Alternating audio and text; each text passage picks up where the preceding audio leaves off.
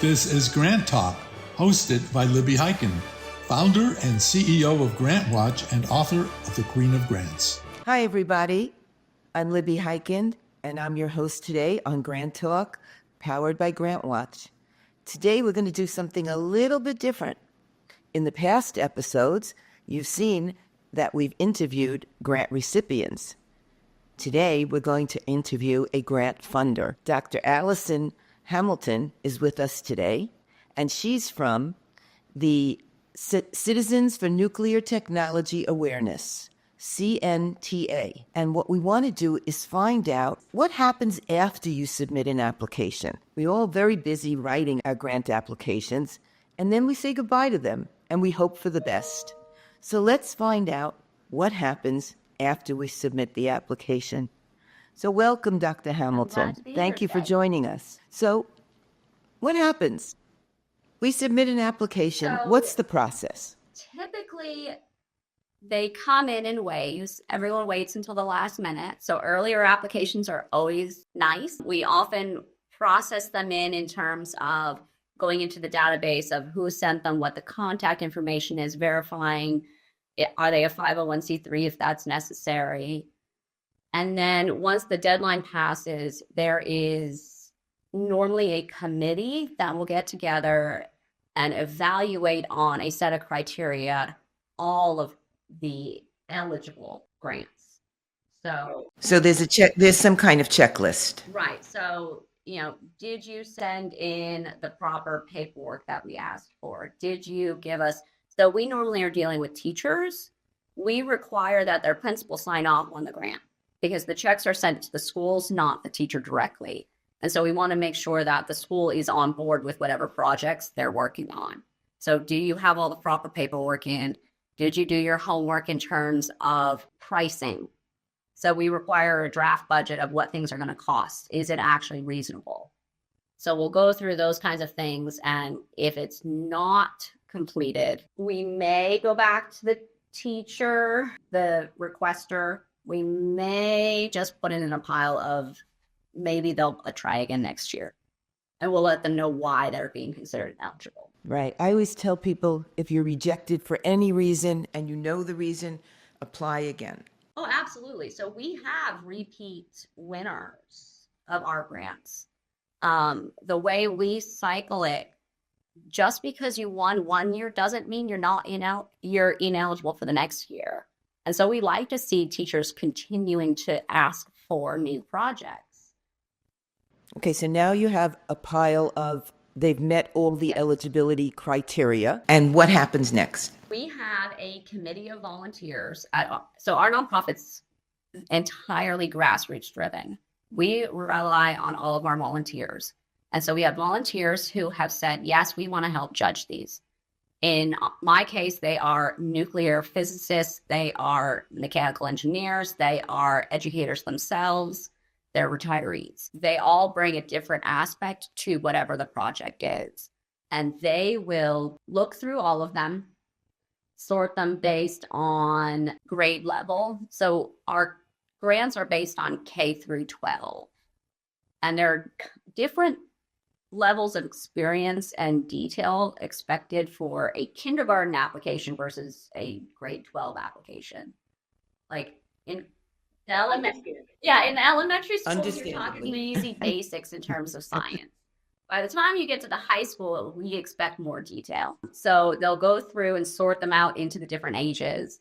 And the committee will honestly sit down together and go through each grade levels and look at them and say, this one hits this benchmark, this one is great for this reason. And they will all come back and say, here are our top 5, here are our top 10, and give us the reason why. And how many do you fund in each age level, grade level? Our nonprofit is willing and capable of funding. To be honest, we could fund more than we do.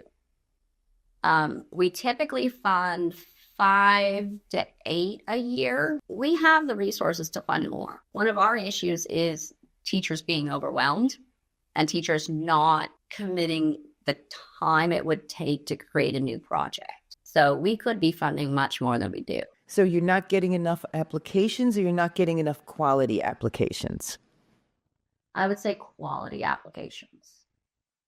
We will get some that sort of meet the benchmark, kind of.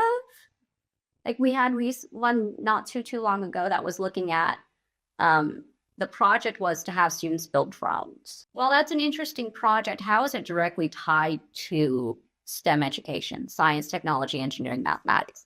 It sort of is STEM, but it's also a one-time use project. The grant was to buy kits to have the students build the drones, and then the students got to keep the drones. And there was no second, third, fourth iteration of that project. So those kinds of things are not ideal for what we're looking for. We want that repeated impact if we can. And I want our listeners to hear that, because when you fund something, you want to see that it's sustainable and that it's ongoing, So not one and done, right? All the time is teaching kids to code.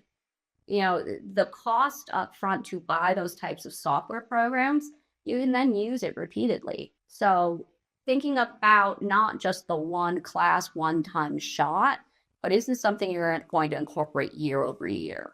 And what would that cost, and how would that look?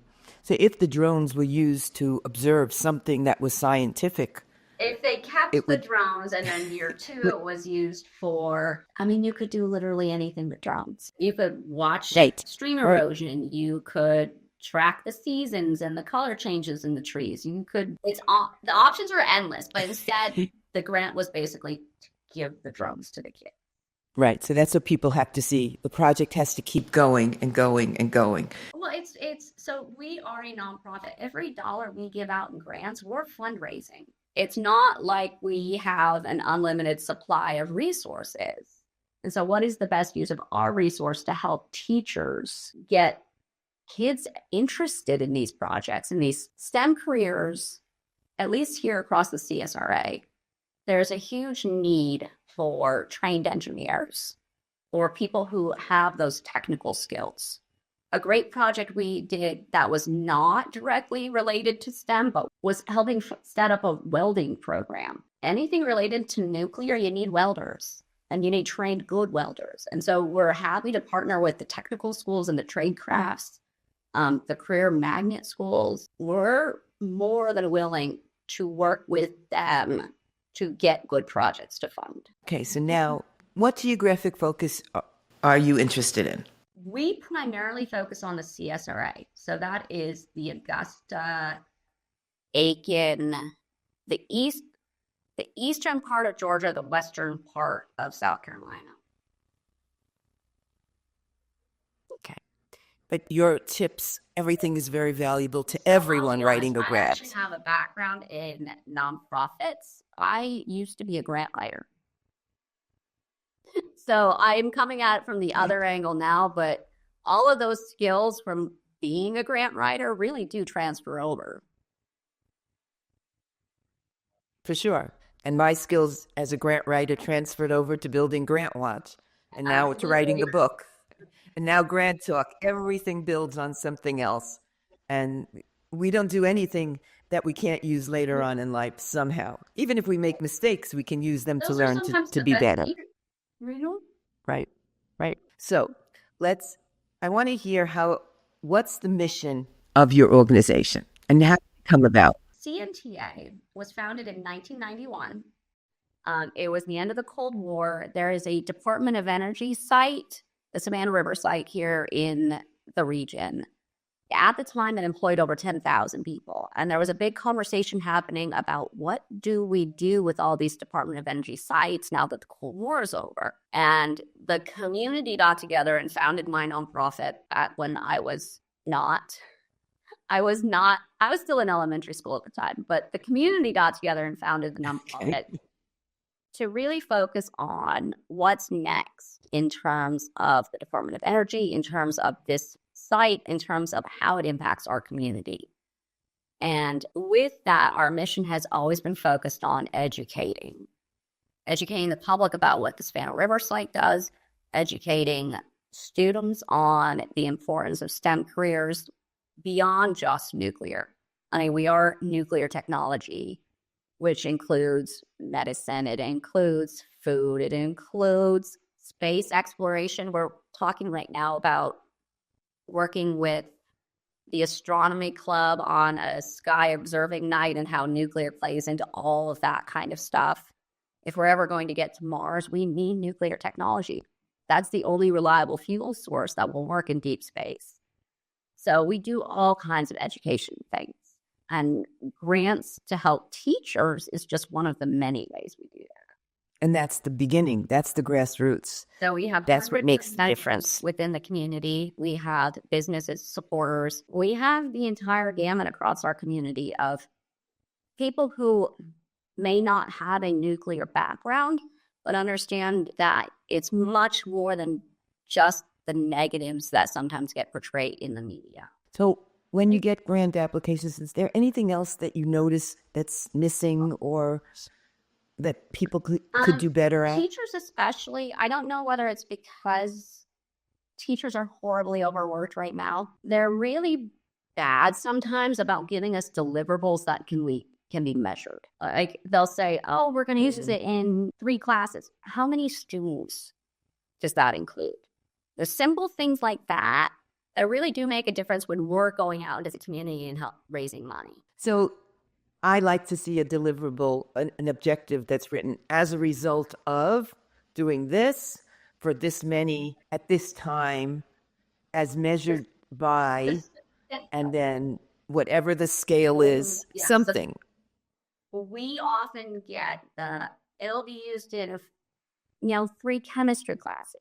A chemistry class could have 30 students. A chemistry class could have 5 students. There's a big difference there. So how you're measuring it matters. And we like to measure what's the outcome? Because those students then hopefully would go talk to their families or talk to their friends who aren't in the classes. And that's how we spread a grassroots message. Mm-hmm. And I mean, I write about it in the book as well. Needs, goals, objectives, activities, evaluation, timeline, budget, all these have to be in your proposal. Some things, since we deal primarily with the K-12 system, with that grant, tying it into your state standards. State of South Carolina and the state of Georgia do have standards relating to STEM technology, STEM education. Every state and I think has. every and so if state has it. Yes. Tying it to that makes it shows that it's not just a fun one-off project. This is like core to the education the students receiving in your classroom. So we have your organization, we have its history and background. What made you so passionate to be part of this nonprofit? To CNTA from a public policy teaching nonprofit background.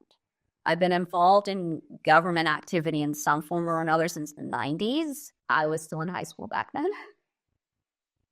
I started young. I started getting involved in how do I make my community better back when I was still a kid. And I think part of what I can bring to this organization is the fact that a nuclear physicist is a genius. They are often not good at bringing it back down to a level the public can understand. They're also very good at talking about their field, but not often fantastic about talking about the bigger things. So when I was at the Sustainability Expo yesterday, anything nuclear, it includes the simple thing like, did you eat a banana?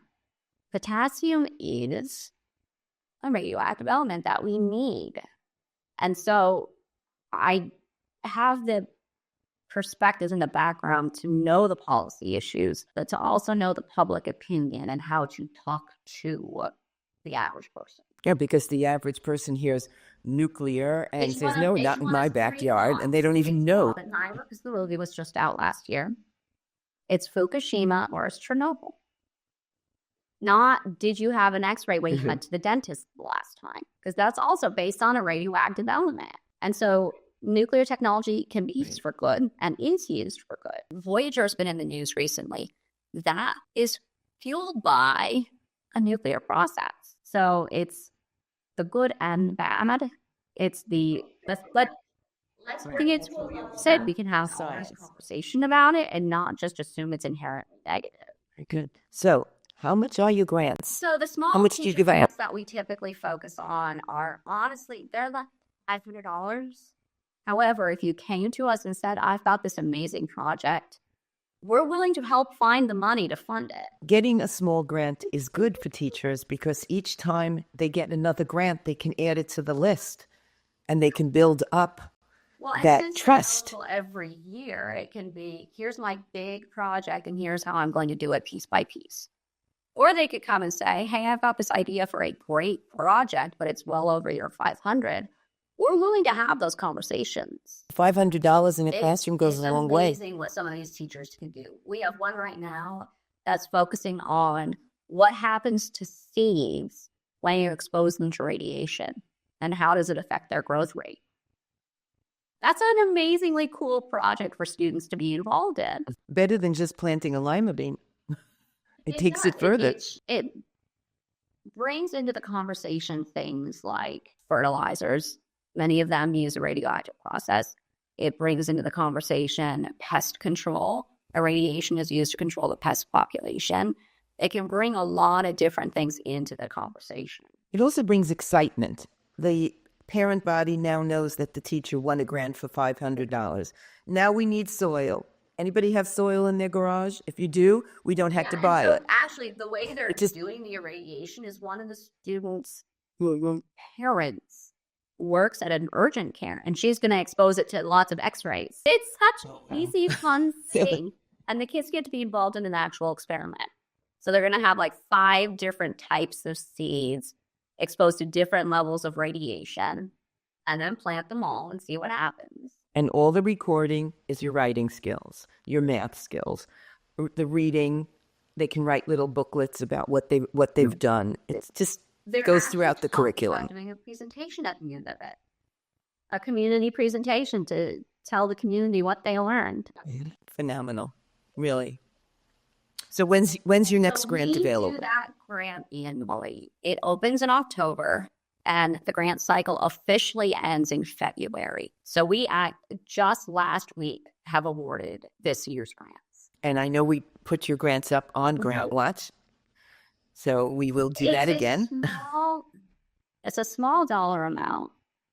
We try to keep it as simple as possible.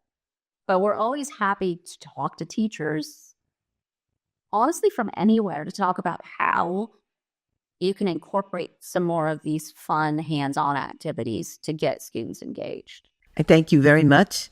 There's one thing I wanted to ask you about. I read somewhere that you have some student essay contests. We do. We also do a high school essay contest. Juniors and seniors write on one of 3 topics. The topics change every year. It's expected to be, just like 1,000, 1,500 word essay, so 4-ish pages. That they have to research the topic and find out more about one of these things. And those also go before judges, and they range from 500 up to 1,000. And we are finalizing the winners next week. So end of next week, we should be able to announce that it looks like we're probably going to award 8 to 10. And so those go toward their college careers or their technical school careers or whatever they're heading to next. How are you going to differentiate between something written by a student and something written with the AI? That is an ongoing issue. We do use a plagiarism detector to make sure that it wasn't written, that there's no copyrighted plagiarized material. But among all of academia, how to tell if it's AI is a continuing problem. So in addition to working for this nonprofit, I teach at the collegiate level, 1 class a semester just for fun. I know some of those students are cheating using AI, but there's literally no way to prove it right now. I think the only way is going to be face-to-face. Everyone's and we might have to go back to pencil and paper. AI will make a mistake. I once had a student turn in the paper talking about the ongoing 2022 election. It's 2024. So every once in a while, And yet they're rushed. They just send it in. They don't read it. It'll see like a giant red flag. But with the essay contest, we have about 15 to 20 volunteers who will judge those. Each paper goes to about 6 or 7 judges, and we've got a statistician who will average all the scores and do all of that stuff. And one of the questions we asked is, if you have any red flags about this being written by a high school student, let us know and we'll investigate. And so we had one a couple of years ago get pulled, actually, because her mom confessed that the mom wrote it. Oh. So we do what we can, but there is no way yet to tell if writing is by AI. So years ago, the problem was, did you give it to your friend to write and do your homework? And now your parent, and now it's AI. And in the end, even if they get away with cheating at some point, they can't cheat anymore. That's just what happens Trying to in life. avoid the plagiarism issues, we do change the topics every year. So this year, the topics were, if humans want to colonize Mars, we are going to need nuclear technologies to do that. Discuss how nuclear energy, RTGs, are going to facilitate colonization of Mars, basically. And that's kind of a niche enough topic. I don't know how AI would respond to that. Mm-hmm. So AI, a smart person will use AI to clean up a paragraph. Put the paragraph in, make it better, and then say, no, include this, remove that. Somebody that just doesn't want to do the assignment is going to give it to AI. It's going to come back as something that it's just totally unrelated. I've had that happen in school with my students. The thing with like the essay contest, who's motivated to put in an essay? It's the students who are already motivated and tech savvy, and they have a vested interest in not doing those kinds of things. I think I would like to believe. But yeah, it's a question that all academics are dealing with. And you're going to deal with that with the grants as well. Those I think are easier in a way, because we have and they can put in as a team of teachers as well. It doesn't have to be an individual. So the entire science department can get together and say, we want to work on this. It's the accountability of having the principal sign off. Like the principal, him or herself, would have things to say if a teacher was cheating on a grant proposal. I spent a lot of time with my first principal. We would sit and go over things that I wrote, and it was just the beginning of everything for me. He saw my passion for what I was doing, and he worked with me.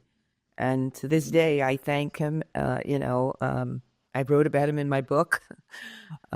I think he's passed on at this point, but it just these are the people that motivate you and mentor you. We fully support the K-12 system. We are willing to work with charter schools, the private schools.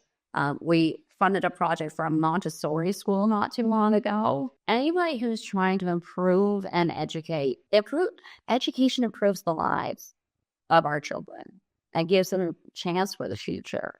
I still remember the first teacher I had that got me interested in politics. When he passed away, I was, 30 years later, I still remember it. So we love teachers. We were both teachers. We're still teaching. About being in a classroom. We want to help them do their job and still enjoy doing their job. I'm very proud of the work that you're doing. I'm proud to know you and to put up your grants on GrantWatch and keep doing what you're doing. Thanks for having us today. Take care. Thank you. Thank you for tuning in to GrantTalk, powered by GrantWatch. Don't forget to like, comment, and subscribe to this GrantWatch channel. Please consider subscribing to GrantWatch.com, and you can find the book, The Queen of Grants, by going to GrantWatch.com/book. Thank you again for spending your time with us.